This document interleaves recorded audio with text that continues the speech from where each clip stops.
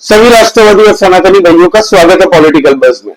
दोस्तों, अभी हाल ही में पहलगाम आतंकवादी हमला हुआ है और मुश्किल से अभी 10 दिन हुए हैं। अभी तक जिन लोगों ने अपनी फैमिली मेंबर्स को खोया है उनके आंख के आंसू भी नहीं सूखे हैं और हमारे देश के अंदर में जो गिद्ध है दोस्तों, वल्चर्स हैं, वो अपना प्रोपेगेंडा करना उन्होंने शुरू कर दिया है। किस तरीके से आपको पता है, पहले भी ये काम होता था। एक बार बुरहान वानी को मरने के बाद में बरखा दत्त जैसी पत्रकार ने तो ये तक लिख दिया था कि हेडमास्टर का बेटा, इस तरीके से एक कवर फायर देते हैं इनको और ग्लोरीफाई करने की कोशिश करते रहते हैं दोस्तों। तो आज भी पहलगाम आतंकवादी हमले के बाद में हमारे देश की कुछ डिजिटल मीडिया, कुछ पत्रिकाएं जो छपती है दोस्तों, न्यूज़पेपर्स, वो लोग अपना प्रोपेगेंडा में चालू हो चुके हैं ऐसी ग्लोरिफिकेशन करना। पाकिस्तान जो भारत का सबसे बड़ा दुश्मन है दोस्तों, उनके आर्मी जनरल को भी ग्लोरीफाई किया जा रहा है एक तरीके से। तो ये जो प्रोपेगेंडा है दोस्तों, ये टूल किट गैंग हमारे देश के अंदर में फिर से एक्टिव हो चुकी है। तो आप लोग थोड़ा अलर्ट रहिएगा, इन लोगों को जहां मिले वहां पे कस के गालियां दीजिए। आपको पता है दोस्तों, हमारे देश के अंदर में बीबीसी, ब्रिटिश ब्रॉडकास्टर्स जो है दोस्तों चैनल, ये यूरोपियन चैनल है, इसका भारत के अंदर में भी दोस्तों ये लोग हिंदी में भी न्यूज छापते हैं, तो भारत में भी इनका ऑफिस है। अभी हाल ही में हमने पहलगाम आतंकवादी हमले के बाद में जिस तरीके से गवर्नमेंट ऑफ इंडिया ने इनको नोटिफिकेशन जारी किया दोस्तों, नोटिस सर्व किया है कि अपनी हरकत से सुधरो न तो नाप दिए जाओगे। इन्होंने क्या किया, टेररिस्ट शब्द की जगह दोस्तों मिलिटेंट यूज किया शब्द। एक तरीके से दोस्तों आतंकवादियों को आतंकवादी ना बोल के मिलिटेंट बता दिया। और ये पहली बार नहीं किया बीबीसी ने। बीबीसी भारत विरोधी काम हमेशा से करता है दोस्तों, हमेशा से दोस्तों। वेस्टर्न कंट्रीज का प्रोपेगेंडा वो भारत के अंदर में इन्फ्यूज करके भारत के जो इनके व्यूअर्स हैं, सब्सक्राइबर्स हैं दोस्तों, उनको फीड करने की कोशिश करता है, एक कवर फायर देता है। अभी दोस्तों 4-5 दिन पहले ही इनको गवर्नमेंट ऑफ इंडिया ने नोटिस दिया, लेकिन ये सुधरेंगे कहां। अब देखिए आप इनकी पोस्ट क्या लिखते हैं। प्रिंसिपल का बेटा आसिम मुनीर, भाई हमें क्या लेना देना, हमारे लिए वो पाक आर्मी जनरल हो सकता है, उनके लिए, पाकिस्तान के लिए, हमारे लिए सबसे बड़ा आतंकी यही है। भारत का आज के डेट में सबसे बड़ा दुश्मन तो यही है।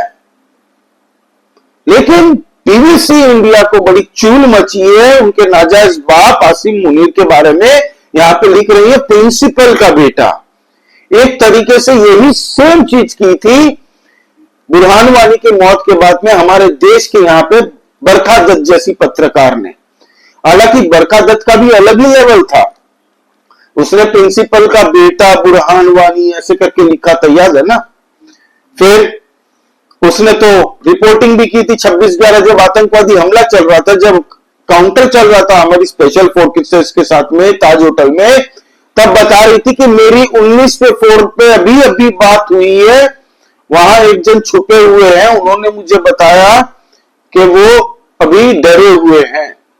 मतलब उनकी लाइव रिकॉर्डिंग चल रही है, टीवी में लाइव प्रसारण चल रहा है, जबकि ये ऑपरेशन चल रहा था ताकि आतंकवादियों को पता चले कि 19वें फ्लोर पे कोई जिंदा है। कारगिल में भी इस मैडम ने यही किया था। तो हमारे देश के अंदर में ये जो वल्चर गिद्ध की औलादे, ये जो केचुए हैं जो भारत विरोधी काम करते हैं, इन पे एक्शन होना जरूरी है। मैं तो कहता हूं जिस तरीके से इजराइल ने अल कायदा मतलब अल जजीरा का ऑफिस बंद कर दिया, अपने वहां से उड़ा ही दिया, लेबनान के अंदर में भी था, वहां पे दसम कर दिया, पूरा फोड़ फाड़ दिया, बम से उड़ा दिया। उसी तरह से दोस्तों बीबीसी को भी भारत से गेट आउट कह के निकाल दो, हमें नहीं है जरूरत। ये लोग भारत के अंदर में दोस्तों दुश्मन देशों का प्रोपेगेंडा चलाते हैं और पब्लिक के बीच में एक नैरेटिव सेट करने की कोशिश करते हैं। पता नहीं है अश्विनी वैष्णव जी क्या कर रहे हैं, हमारे ministry of information and technology क्या कर रही है। करना यही चाहिए, नहीं चाहिए हमें बीबीसी। बीबीसी रिपीटेड ऑफेंडर है, रिपीटेड ऑफेंडर है। टैक्स इवेशन में बीबीसी कई बार पकड़ा गया, इनको कई बार सरकार ने नोटिस दिया है कि टैक्स पे करने में घपला किया है, मनी लॉन्ड्रिंग का केस इन पे चला हुआ है।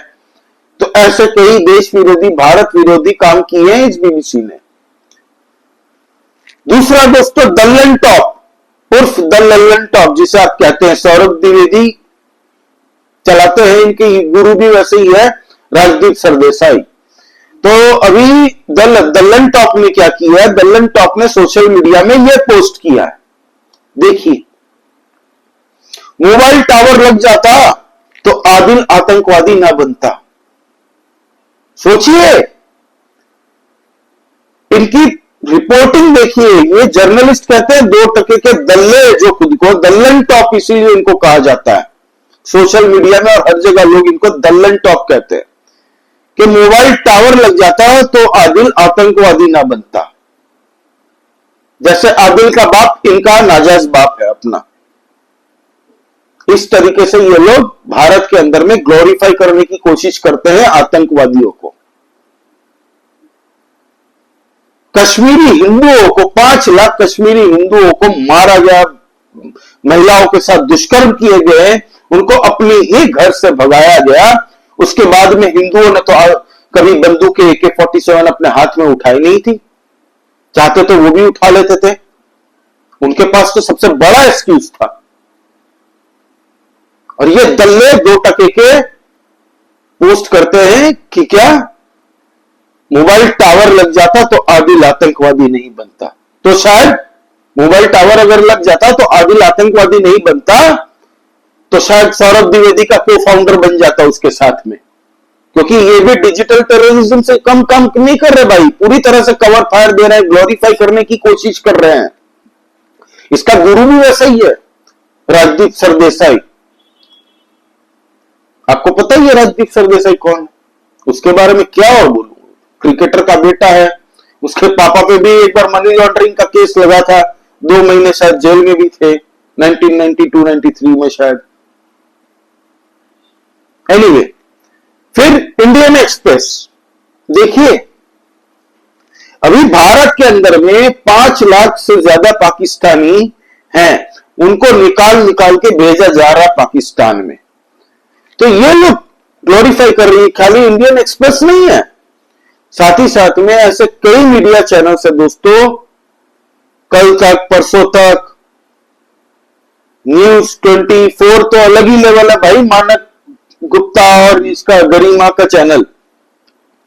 ये लोग तो सीमा हैदर को छोड़ के और कुछ दिखाई नहीं रही, इनकी पूरी दुनिया सीमा हैदर तक ही सीमित है।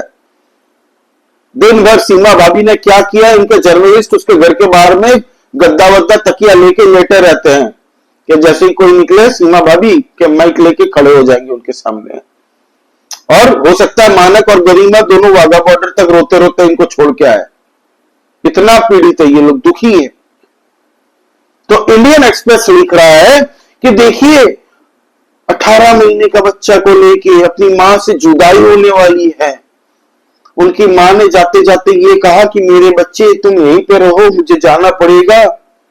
मेरे रिलेटिव, मतलब इस महिला को अपने रिलेटिव को छोड़ के जाना पड़ेगा, अपनी फैमिली को छोड़ के जाना पड़ेगा। भाई छोड़ के आई थी ना, पाकिस्तानियों को पाकिस्तान भेजो, उसके बच्चे को भी भेज दो, दाना चुगेंगे पाकिस्तान में, भारत के अंदर में अंडा देंगे। हमारे देश के अंदर में ऐसे ऐसे ह्यूमन राइट्स एनजीओ वाले हैं दोस्तों, जो बैकग्राउंड में पूरी तरह से काम करते हैं और इनको वकील मुहैया कराते हैं। पूरी तरह से इनके लिए एक इकोसिस्टम, एक टूल किट खड़ा हो जाता है गैंग। सुप्रीम कोर्ट के अंदर में कल पिटीशन डाली गई थी कि ये जो पहलगाम आतंकवादी हमला हुआ है उसको जुडिशियल इन्वेस्टिगेशन होनी चाहिए उसकी। किसने डाली थी नहीं पता, डाली थी या डलवाई गई थी आप समझ जाइए। पैसों की खातिर ये देश के अंदर में पल फूल रहे हैं। ये जो सपोले हैं दोस्तों, ये सांप के बच्चे, ये केचुए, ये गीद की औलादे, गद्दार कहूंगा मैं इनको, पूरी ताकत लगा रहे हैं कि कहीं से भी कुछ भी करके प्रोपागेंडा अपना सेट होना चाहिए।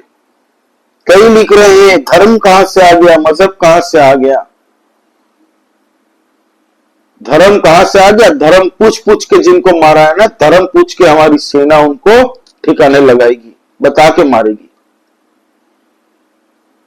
ये हर बार इन लोगों का काम होता है नैरेटिव सेट करना। खैर सोशल मीडिया में तो इनका नैरेटिव बस्ट हो जाता है, क्योंकि वहां पे लोग नॉनसेंस नहीं लेते। इनको एक्सपोज करना बड़ा जरूरी है। गवर्नमेंट ऑफ इंडिया को इन सबको चाबी लगानी पड़ेगी। मोबाइल टावर नहीं लगाया इसीलिए आदिल बना आतंकवादी। वाह सौरभ, क्या बताओ इन दल्लों की औलादों को। ये लोग प्रोपागेंडा जो करते हैं ना, इन सब पे जांच गिरनी चाहिए। इंडिया टुडे ग्रुप का ही है ये दलाल टॉप, एक तरीके से उसी की छांव में पलता है ये। तो आप लोग दोस्तों थोड़ा अलर्ट रहिए, जहां भी ऐसे प्रोपागेंडा करते दिखे वहीं पे उनको टोकिए, कमेंट करिए उनके वहां पे सोशल मीडिया में, जहां पे भी दिखे। आप लोगों के सामने इन लोगों का चेहरा दिखाना जरूर था, जरूरत थी। आसिम मुनीर तो बता रहे प्रिंसिपल के सन। अरे प्रिंसिपल के सन हो या नासा साइंटिस्ट के सन हो, भारत के लिए वो एक सबसे बड़ा आतंकवादी है। ये जो 28 लोगों की मौतें हुई है ना, उसका ग्रीन सिग्नल देने वाला वही है। उसी ने पाकिस्तान के अंदर में जितने भी आतंकवादी है संगठन, सबको पाल पोस के अपने ही छत्र छाया में रखता है। तो ये है दोस्तों अब तक की अपडेट। इस पे बात करना जरूरी था, एक शॉर्ट वीडियो बना के आप लोगों को बताना। सब्सक्राइब करिए इस चैनल को दोस्तों। हम लोग इंटरनल पॉलिटिक्स डिस्कस करते रहते हैं। आज सुबह जो वीडियो डाली थी वो चेकआउट कर लीजिए दोस्तों। जय श्री राम सभी सनातनी और राष्ट्रवादी भाइयों को। Please like this video. जय श्री राम।